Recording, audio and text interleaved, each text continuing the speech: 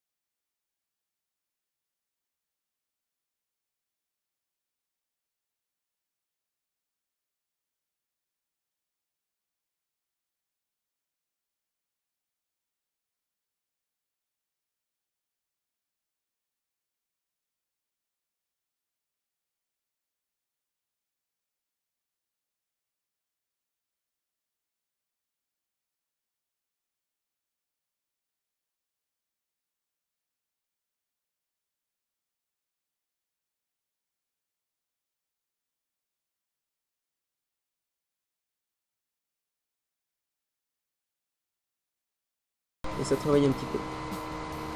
On voit ainsi apparaître ici le commentaire LPub page size global. Une petite note importante, quand vous allez réouvrir ce fichier, se peut que LPub fasse absolument n'importe quoi avec tous les commentaires. Donc il est important d'avoir ce commentaire donc, sur la page après config et avant un step. Si il est entre custom et config, ça ne marchera pas. Idem s'il est après un step. Donc des fois on se retrouve avec des fichiers complètement buggés. En fait c'est juste à cause d'une ligne de commande qui est placée avant ou après là où il ne faut pas. Donc bien ici, c'est cette position pour que ça marche. Ensuite, on va commencer à faire la mise en page de la notice pour essayer d'avoir quelque chose de clair et le moins de pages possible. Donc, la première chose à faire est déjà de regarder l'espace disponible sur la page et de voir si on ne peut pas mettre d'autres steps sur la même page. Pour cela, il faut savoir que LPub travaille beaucoup en clic droit contextuel, c'est-à-dire que si vous cliquez à un endroit en faisant clic droit, vous avez des options. Si vous cliquez à un autre endroit, vous aurez d'autres options. Typiquement, l'option à l'extérieur de la page, donc sur la page, la seule qu'on a c'est Add Next Step qui va permettre d'ajouter un step sur la même page. Par contre, si on clique sur le rendu, donc on peut ajouter un step, on peut le bouger, changer l'échelle et changer la marge entre le modèle et l'inventaire. De la même façon, si on clique sur l'inventaire, on peut modifier la taille, modifier la position et des paramètres de mise en page. Donc par exemple ici, on clique à l'extérieur et on va faire Next Step. Et nous y voilà. De la même façon, sur cette page, on a encore maintenant de nouvelles options. Donc toujours la même pour ajouter un nouveau step. Donc ici, ce serait évident que ça ne va pas tenir. Si on clique sur le deuxième step, on peut bien sûr l'enlever et on peut les disposer comme une flèche. Donc en fait, ça va être disposé les uns à la suite de façon horizontale. Donc ici, on ne va pas le faire parce que ce n'est pas adapté. Donc par exemple ici, le montage est assez clair. On a mis deux steps sur une même page, donc c'est plutôt bien. On peut passer à la page suivante ou essayer des modifications. Donc en ajustant par exemple la taille, si c'est un peu trop gros, un peu trop petit, de la même façon pour les inventaires, les bouger sur la droite, sur la gauche, les centrer, etc.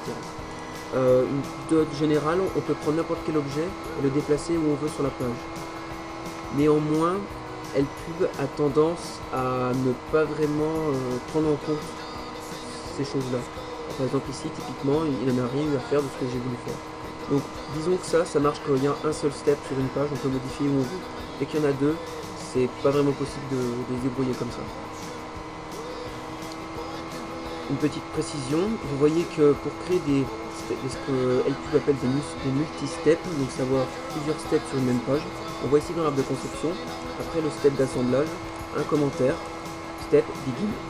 C'est-à-dire que tout ce qui suit après va être encapsulé dans la même page. Donc ici on a la fin du premier step, celui-là. Le deuxième step commence, celui-là, donc toujours est sur la même page. Et ici, LPub multi-step end. Ça veut dire qu'à partir de là, tout ce qui est après va se trouver sur une autre page et ainsi de suite. Donc de la même façon, quand LPub réouvre un fichier, il se peut qu'il fasse encore n'importe quoi avec les multi-steps. Donc le multi-step begin doit toujours être placé après un step ici, assemblage, un step bleu, et le multi-step end doit toujours être placé après un step ici. Le bug récurrent quand on réouvre ou quand on modifie quelque chose avec MLK depuis qu'on réouvre avec ça, le step begin il le place tout au début de l'assemblage et du coup on se retrouve avec par exemple 200 pages au lieu de 100 juste parce qu'il n'a pas concentré les steps sur une seule page. Donc juste à cause d'une petite ligne de code. Donc bien vérifier à chaque fois le début du fichier, il doit se trouver comme ça, exactement comme ça. S'il n'est pas comme ça, il faut absolument le remettre dans cette forme là pour que ça fonctionne.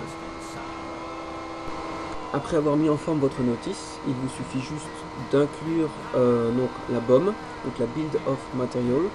C'est en fait la liste, l'inventaire des pièces de tout le modèle. Donc pour ça, il y a différentes options. D'abord, on doit insérer une page, en faisant insert page. Ensuite sur cette page qui va apparaître après ce step là, on fait un edit encore et add Bill of Material. Donc après, là, LPub va travailler pendant un petit moment et va afficher la Bill of Material. Donc le problème principal de ça, c'est qu'il le fait souvent un peu n'importe comment et qu'il faut de nombreuses mises en forme pour arriver à quelque chose de bien. En fait, dès qu'on a une Bill of Material, il suffit de faire clic droit dessus et on a plusieurs options. Par exemple, inclure une hauteur limitée, inclure une largeur limitée, inclure une échelle limitée, donc pour en fait centrer la Bill of Material sur la page, parce que de base il ne le fait pas. Moi ce que j'ai fait tout simplement, c'est que j'ai utilisé en fait le même ici,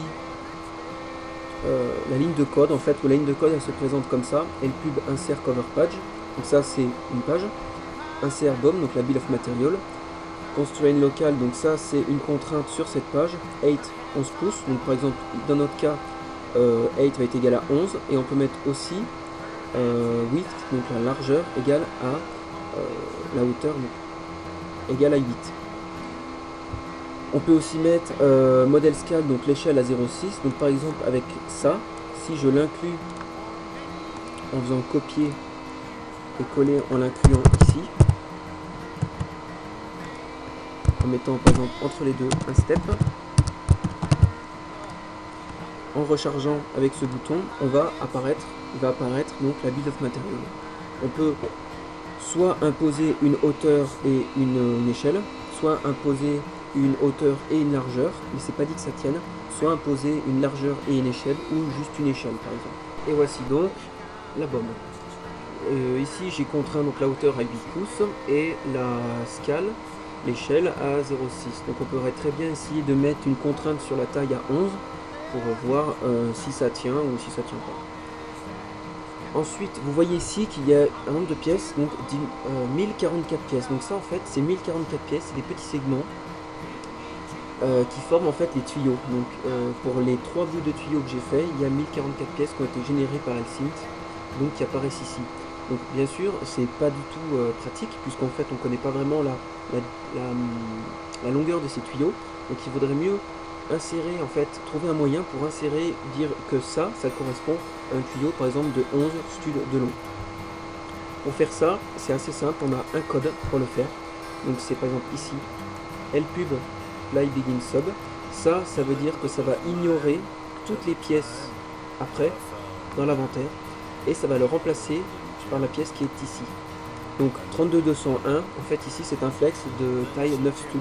Donc il y a aussi des flex de taille 11 stud, etc. Même des tuyaux, de tout ce qu'on a besoin. Donc il suffit de trouver dans MLCAD, dans les catégories de technique, la pièce sur laquelle on veut remplacer. On met ici son nom, et ensuite on met donc la fin ici, LPub Apply End, pour permettre que le logiciel sache quand s'arrêter. Ça veut dire que ces 4 pièces ici, entre les deux, vont être ignorées dans l'inventaire, mais pas dans la représentation. C'est-à-dire qu'ils vont quand même apparaître, c'est-à-dire on va avoir un rendu tout à fait normal. Par contre, dans l'inventaire, au lieu d'avoir ces 4 pièces qui veulent rien dire, on va avoir une fois 32201, cette pièce qui est un flex. Un autre outil très pratique de LPub est le call out. Donc le call out, en fait, c'est la partie ici que vous voyez, en fait, c'est un appel à un sous-assemblage qui permet d'abord de mettre le sous-assemblage dans la notice et ensuite surtout de faire apparaître ce sous-assemblage sur une même page. Donc en fait, quand vous allez créer la notice, vous allez au bout d'un moment switcher automatiquement sur ceci, par exemple à la page 9.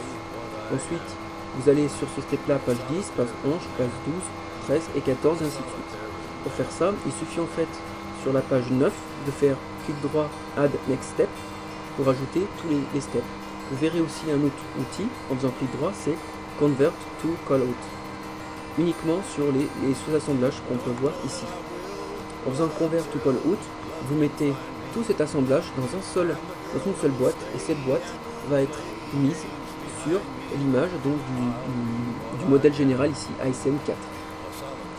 Souvent il le met un petit peu n'importe comment, mais les règles de mise en forme s'appliquent aussi, à savoir que vous pouvez faire un add divider step, ici vous voyez ici, ou réduire l'échelle, bouger les différentes images pour que ça tienne dans un cadre et que ça soit joli. On arrive maintenant à la fin de la notice. Il manque juste une jolie page de garde. Pour créer la page de garde, de la même façon, il faut insérer une page et sur cette page, faire ensuite Add Picture. Donc, ceci ne marche pas toujours. Donc, il y a différents bugs. Il y a d'abord le bug de position, c'est-à-dire que le insert page, il ne va pas le mettre où il faut. Donc, une page, si elle est forcément avant le step 1, il faut la mettre, la ligne de commande, il faut forcément la mettre avant ce step, c'est-à-dire ici. Ensuite, le Add Picture ne peut ne pas fonctionner. Donc, je ne sais pas pourquoi des fois ça fonctionne et des fois ça ne fonctionne pas. Ça dépend aussi du render, du logiciel de rendering que vous avez choisi, donc soit LDView, soit LDG Lite. Pour choisir ce logiciel de rendu, c'est dans Configuration, Préférences, ici, Préférences, Renderer, LDG Lite ou LDView. Moi j'ai fait un test, c'est pratiquement la même chose. Je vais mettre un print screen après. Globalement, LDView ne prend pas en charge de nouvelles couleurs. Par contre, il est beaucoup plus stable que LDG Lite. LDG Lite galère beaucoup avec les assemblages un nombre de pièces assez grand. Par exemple, le Roadster qui avait 1600 pièces, j'arrivais pas à faire des renderings comme il faut, donc j'ai pris LDView. Donc on va dire que s'il y en a un qui bug, prenez l'autre et inversement. Soit vous insérez cette page là et vous y arrivez, soit ce que moi je fais, c'est que je fais ma page de garde ailleurs, donc avec Paint.net, avec GIMP, avec des logiciels à l'heure où je prends un rendu final en fait que je fais et je mets un joli titre, etc. tout simplement.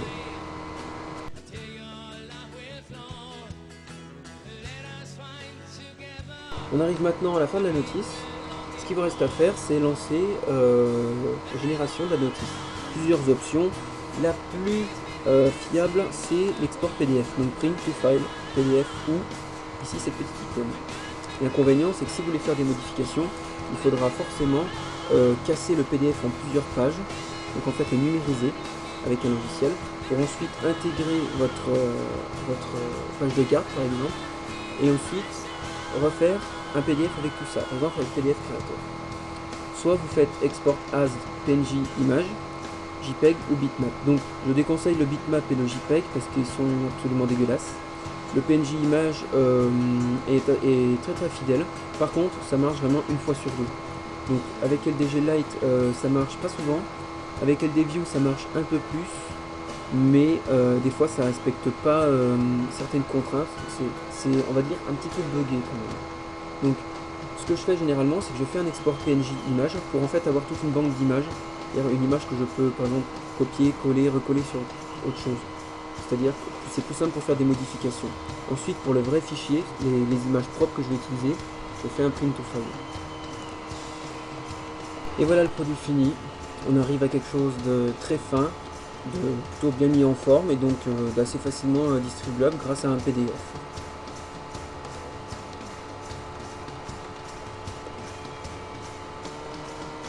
Je vous souhaite de bonnes notices et si vous avez des soucis ou besoin de conseils, je vous invite à lire le tutoriel sur mon site pour avoir toutes les commandes assez utiles et si besoin, poser des questions soit directement sur la vidéo, sur mon site ou sur le forum C'est Technique.